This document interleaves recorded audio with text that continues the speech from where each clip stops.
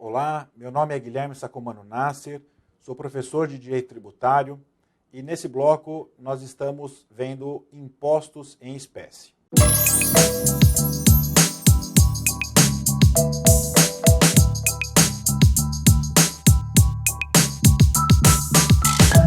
Nesse bloco vamos estudar o Imposto sobre Produtos Industrializados, o IPI. O IPI está previsto no artigo 153, inciso 4º da Constituição Federal, combinado com os artigos 46 ao 51 do Código Tributário Nacional. Pois bem, com relação ao fato gerador do IPI, nós temos três viabilidades. A primeira delas é a importação do produto industrializado. Veja que o fato gerador do IPI, na importação de produto industrializado, o importador, nos termos da norma, ele é equiparado à indústria. Fato esse que a importação faz com que nasça aí a obrigação do recolhimento do IPI. Nós temos também, como fato gerador, o momento da saída do produto do estabelecimento industrial. Veja, doutores, que a industrialização propriamente dita, ela refere-se à modificação do produto, à industrialização, à alteração da matéria. Porém, o momento em que vai nascer a obrigação com relação a essa industrialização, nessa situação vai ser justamente a saída do estabelecimento. Razão pela qual, nesse momento, a gente pode identificar que aquela indústria que tem um estoque muito grande de produtos, que já foi em algum momento industrializado, o momento temporal o qual ela será obrigada a recolher o IPI será justamente quando esse produto sair do estabelecimento, sair fisicamente e também no que diz respeito à operação comercial, né, quando ela for realizada. E também uma terceira hipótese do fato gerador do IPI é justamente a arrematação do produto em leilão. Ou seja, quando o produto for levado por qualquer razão a uma praça pública, o arrematante estará obrigado ao recolhimento do IPI quando assim for realizada essa arrematação. Em razão disso, nós temos como sujeito passivo três possibilidades. O primeiro, o importador do produto que aqui vai se equiparar à indústria. Nós temos também o comerciante, que é aquele que efetivamente vai operacionalizar a mercadoria. E nós temos também o arrematante, que é aquele que vai realizar a arrematação do produto quando assim estiver estabelecido ou tiver realizado essa arrematação. No que diz respeito às alíquotas do IPI elas são definidas levando-se em consideração a essencialidade ou seletividade dos produtos. O que significa dizer?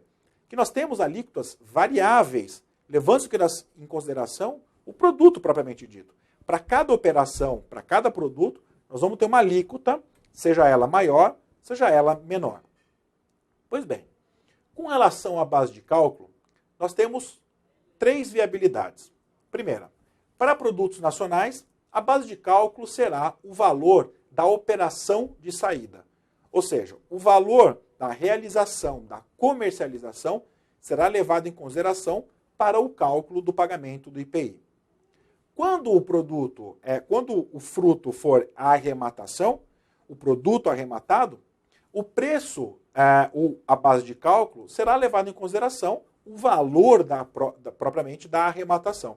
E quando o produto for importado, será levado em consideração como base de cálculo a própria importação, o próprio valor dessa operação de importação. Tá ok? Pois bem, mais um tributo, mais um imposto inerente ou de competência da União é o imposto sobre operação de crédito, câmbio seguro ou sobre operações relativas a títulos ou valores imobiliários. Para os íntimos, podemos denominar como sendo apenas o IOF. O IOF está previsto lá no artigo 153, inciso 5º da Constituição Federal, combinado com o artigo 63 ao 67 do Código Tributário Nacional. Veja, doutores, que com relação ao imposto sobre operações financeiras, como carinhosamente é chamado, nós podemos destacar 4 fatos geradores. O primeiro fato gerador previsto é na relação de crédito. O segundo, na relação de câmbio. O terceiro, na relação ou na operação de seguro. E também, por último, a relação de títulos ou valores mobiliários. Quando eu me refiro à operação de crédito, é aquele crédito efetivamente concedido, não é, a título de financiamento ou qualquer operação que conceda um crédito a uma pessoa, seja física ou pessoa jurídica. Nessa operação de concessão de crédito, haverá a incidência do IOF pelo fato da norma prever como fato gerador essa concessão desse crédito. Já com relação a câmbio, nós estamos referindo aí à operação de câmbio, de moeda, ou seja, a troca de uma moeda por outra. Veja que o IOF ele é um tributo controlador de mercado. O ente público utiliza o IOF justamente para ter um controle sobre o mercado. E nessa situação, nós temos aí o câmbio, a troca de câmbio, que o governo pode utilizar a majoração ou a redução das alíquotas a alíquota do IOF, justamente para incentivar ou para obstar as relações de câmbio. Hoje, no Brasil, nós temos uma moeda forte, que é a moeda real, mas, obviamente, que nada impede da gente realizar a troca do real por dólar, troca do real por qualquer outra moeda. Então, quando, efetivamente, uma moeda começa a invadir de forma descontrolada um mercado, o IOF é uma ferramenta pelo qual o governo pode obstar o ingresso de moeda estrangeira no nosso mercado. Com relação a seguros, a mesma coisa. Qualquer operação de aquisição de seguros também terá a incidência do imposto sobre operações financeiras.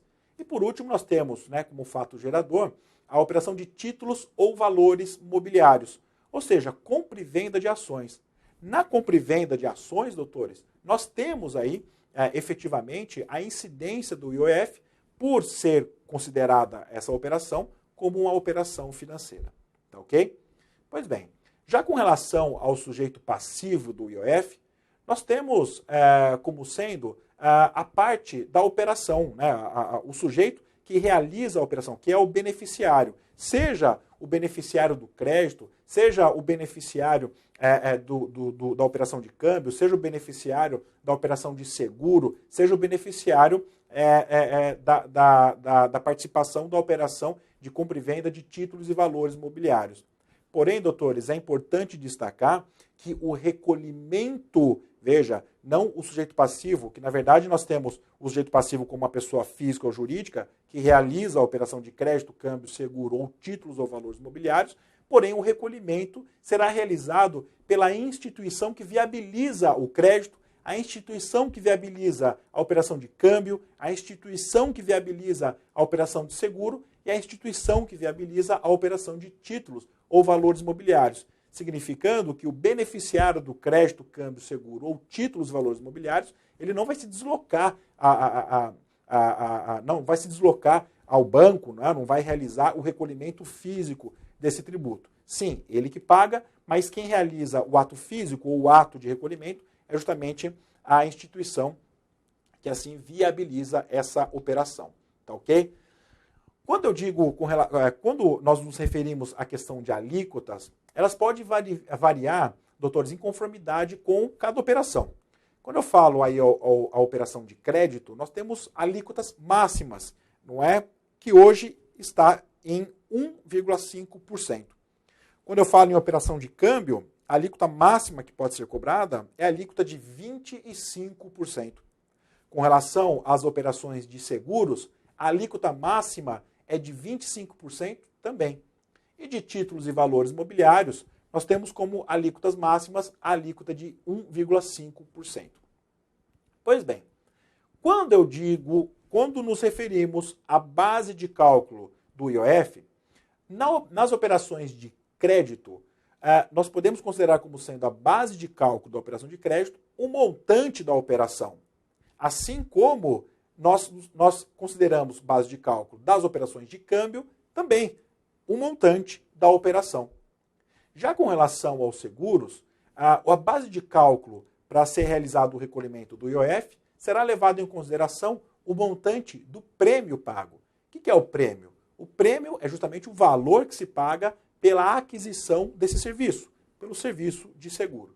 E com relação aos títulos e valores imobiliários, também a base de cálculo será considerada como o montante da operação no resgate da operação, né, de compra e venda de ações.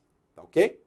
Pois bem, partindo agora para outro tributo de competência da União, nós temos o Imposto Territorial Rural, o ITR, previsto no artigo 153, inciso 5º da Constituição Federal, combinado com o artigo 29 ao 31 do Código Tributário Nacional. Veja, doutores, com relação ao aspecto temporal do fato gerador, nós devemos considerar como sendo todo dia 1 de janeiro de cada ano. Ou seja, todo dia 1º de janeiro de cada ano, você, sendo proprietário do imóvel rural, você estará obrigado ao pagamento do ITR. Tá ok?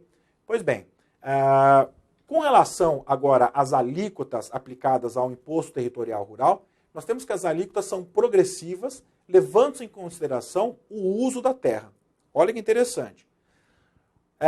A variação de alíquotas ela está em 0,03% a 20%, nos termos da Lei 9.393 de 1996. Tá?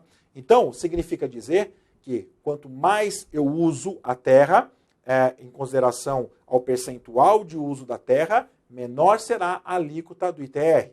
E quanto menos eu utilizo a terra, maior será a alíquota.